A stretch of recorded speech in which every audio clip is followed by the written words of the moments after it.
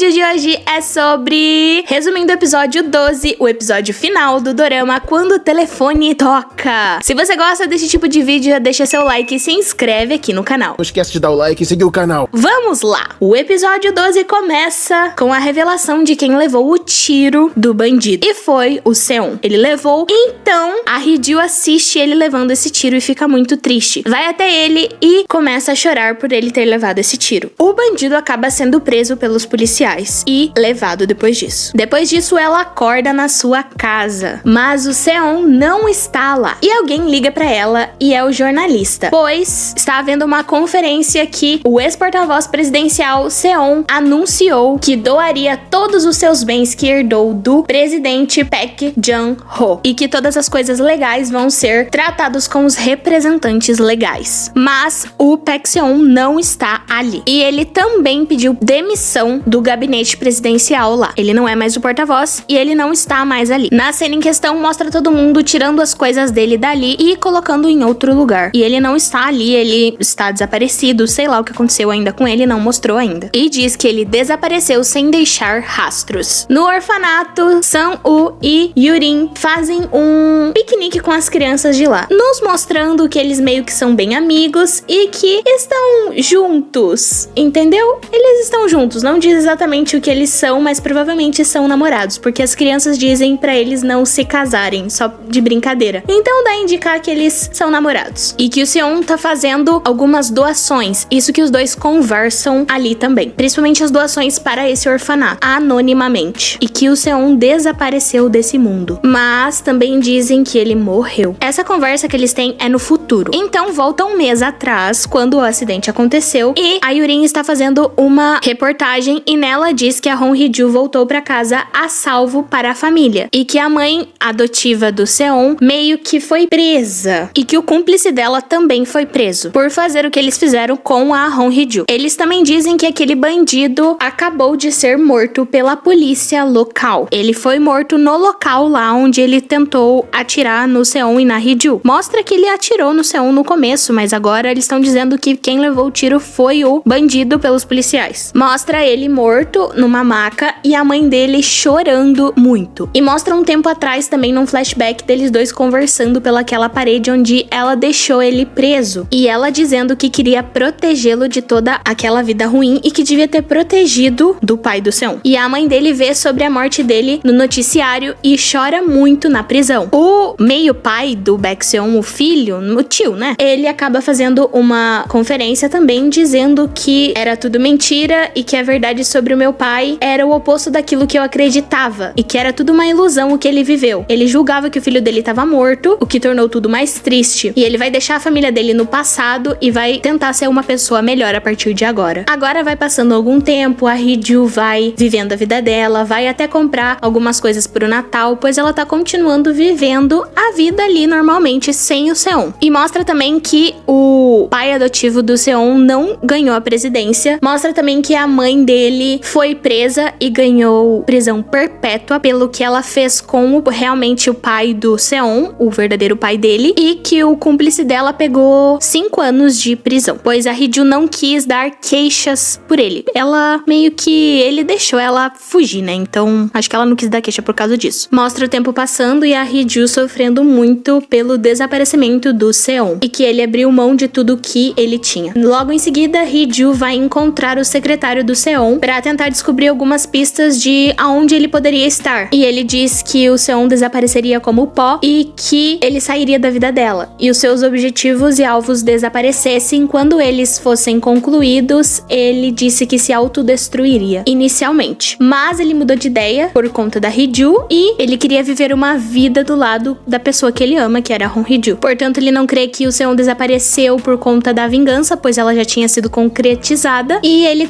deve ter outros motivos pra isso. Foi isso que o secretário disse pra Hee-ju. Logo em seguida de visitar o secretário, ela vai pra polícia e encontra um amigo do Seon lá também. E eles conversam um pouco. E ele diz que o Seon perguntava muitas coisas pra ele sobre como demonstrar afeto pra sua esposa, pois ele era casado. E ele disse várias pistas de como ser um bom marido no seu casamento pra ele. E a Hee-ju pensa que o Seon estava se mostrando um bom marido, pois ele estava correndo atrás do prejuízo. Mais tarde em casa, casa, a Iná vai visitar a Hong Hee-ju. E ela pede pra Hee-ju não passar o Natal sozinha pra ir com eles passar o Natal. E ela diz que a Hee-ju tá há muito tempo ali sofrendo por ele e que só pensa no Seon e não pensa em mais nada. E ela pensa que a Hee-ju não tem que mais continuar dessa forma. E a Hee-ju precisa continuar ali. É o que ela diz pra Iná, que ela precisa continuar ali pra que caso o Seon volte, ela está ali. E ela conta pra Iná que quando aconteceu tudo aquilo e ela acabou desmaiando e dormindo por vários dias, ele sempre esteve do lado dela. Ele sempre tava ali do lado dela. Quando ela dormiu durante os dias por causa da exaustão, ele tava ali o tempo todo. Mas quando ela finalmente acordou e viveu de verdade, ele tinha desaparecido e não estava mais lá. Nisso, a Hee-ju chora muito com a Iná na casa dela. Em casa, à noite mais tarde, volta para aquela chamada internacional que ela recebeu do 604, que foi o final do episódio passado. Mas ainda não é nos dito quem é a pessoa e não tem nada a mais do que somente ela com o telefone na orelha. Mas ela pesquisa o código que ligou para ela e é de um país chamado Argão. Ela vai até o jornalista para saber mais informações e também diz que recebeu um pacote desse país e que ela tinha doado algumas coisas para esse país também, dinheiro no caso. E ela percebe que é uma pista esse país para encontrar o Seon, Argão. Ela recebeu uma carta agradecendo pelo dinheiro que foi doado, pois foi doado em nome da Hee-ju, mas quem doou foi o Seon, né? A gente sabe disso. E que essa instituição onde foi doado o dinheiro é em Argão também. Ela pergunta pro jornalista se o Seon poderia estar ou não nesse lugar e que isso poderia ser o Seon que está fazendo, mas que é super perigoso o Argão, pois é uma zona de guerra e que se ela for pra lá, ela pode morrer. E ela diz que tanto faz se ela morrer ou ficar ali, porque a ansiedade que ela tá sentindo é igual ela morrer. Ela acaba fazendo as malas e indo para o Argão, com a pista de que ele gosta muito do pôr do sol, pois o jornalista disse pra ela que tem uma foto de um telemóvel que ele é maluco e que ele via o pôr do sol daquele local e esse lugar ficava no Argão. Então ela faz as malas e vai pra lá. Ela vai pra instituição Buiben, onde foi doado o dinheiro, e pergunta para o dono de lá se ele conhece o Seon ou se ele sabe de alguém com aquela aparência. Ela mostra uma foto. Mas ele diz que a doação foi anônima e que a pessoa não foi até lá pra doar. Então ela pergunta sobre o sítio que o jornalista falou e vai atrás. Mas, enquanto está indo, acaba sendo rendida por uma pessoa lá com arma. Então ela coloca as mãos pra cima e eles acabam levando ela, até mesmo colocando uma faixa nos olhos para ela não enxergar. Eles levam ela de carro e várias outras pessoas também lá com os olhos vendados. Nisso, o carro que eles estão meio que acaba batendo em algum lugar e algumas pessoas entram pra tirar as pessoas de lá. Vão tirando várias pessoas e quando chega na vez da Hong Hee-ju, alguém pega ela e tira ela de lá. Mas o carro sai de lá a tiros e o caminhão ainda vai atrás deles e começa uma perseguição. E nisso, quando eles conseguem parar da perseguição e a pessoa que estava com ela no carro era nada mais ninguém menos que o Seon, que atirou de lá. Então ele diz que não era pra ela ter ido atrás dele e que ele disse pra ela esperar, que ele ia voltar. Eles têm uma conversa e ele diz também que ele tem planos para cumprir e que com ela junto nada vai dar certo. Ela diz que os planos dela também não davam certo e que o plano dela original era se divorciar dele, mas que isso não aconteceu. E que ela até procurou o mundo e atravessou o mundo pra tentar achar, porque ela não conseguia viver sem ele. Ele só diz que ele sabe de tudo agora, não sei o que, porque a gente também não sabe o que é. Mas deve ser aquilo que o bandido disse pra ele no episódio anterior. E ela acha que a Iná está envolvida por causa na conversa delas, ela disse pra Hee-ju esquecer que o Seon nunca mais ia voltar. E ela pergunta o que o bandido disse pra ele aquele dia lá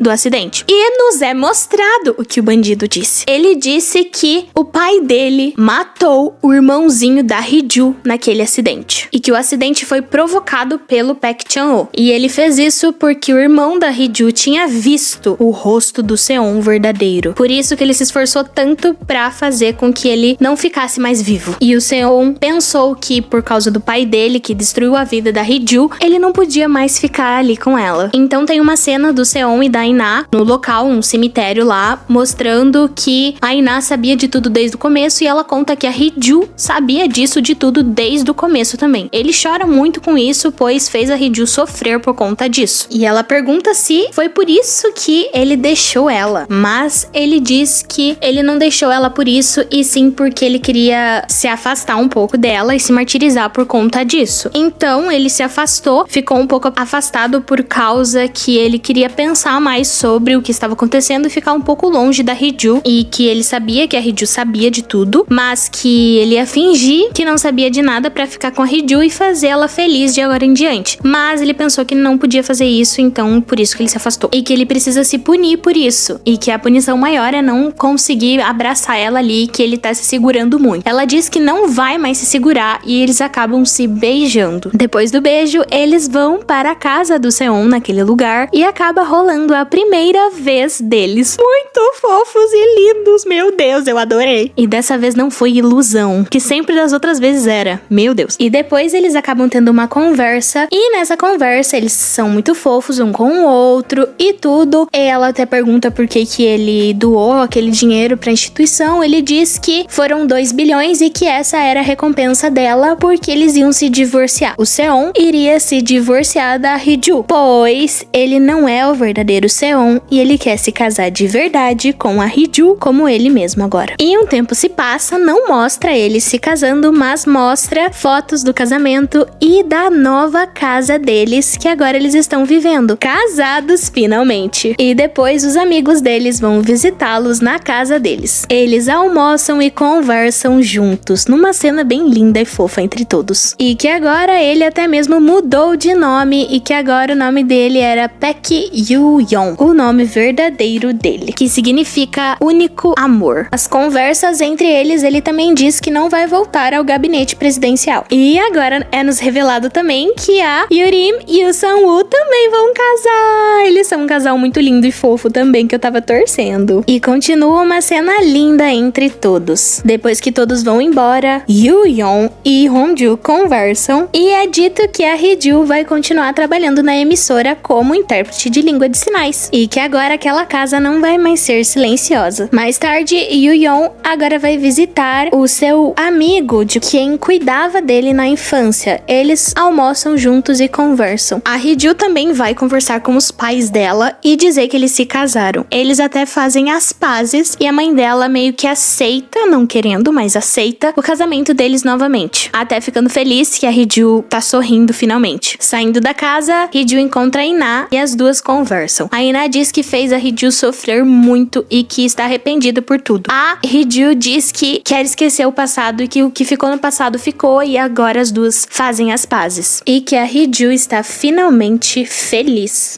Agora no Yoo-yeon, mostra pra gente que ele voltou a trabalhar em negociações com algumas coisas lá que eu não lembro muito bem. Então, ele volta a trabalhar junto com o secretário dele que saiu da cadeia e que agora eles vão voltar a fazer as negociações juntos, trabalham juntos. Depois ele liga pra Hee-Ju e eles voltam a falar como se fosse o Seon e a 406 e é uma cena muito bonitinha, muito fofa entre eles conversando e ele dizendo que sente saudade da voz da 406. Muito fofos, muito lindos e agora eles estão felizes um com o outro e muito bem como casal. E agora sim, o dorama termina por aqui com eles muito felizes e juntos. Eu espero que você tenha gostado desse vídeo. Clica no like aqui embaixo. Me diz qual dorama que eu tenho que resumir aqui pra vocês e que vocês estão amando e que querem que eu resuma. Então comenta aqui embaixo. Eu espero que vocês tenham gostado. Se inscrevam no canal e bye bye. See you! A rainbow in sky, the